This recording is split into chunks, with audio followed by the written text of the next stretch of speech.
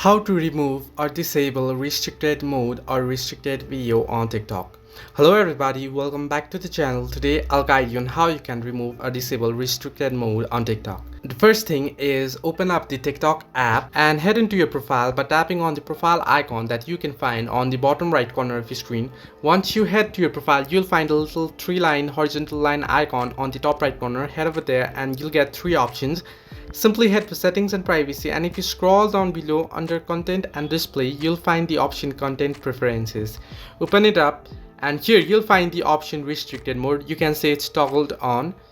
Now if you have toggled this on, then TikTok basically asks you to set a passcode while you turn on this restricted mode. So simply tap on turn off to turn this off and it'll ask you for passcode. Now I've set my passcode here, right here you can see. I'll tap it and then tap on next and the restricted mode will get toggled off. You can see the notification popping up, you have turned off restricted mode.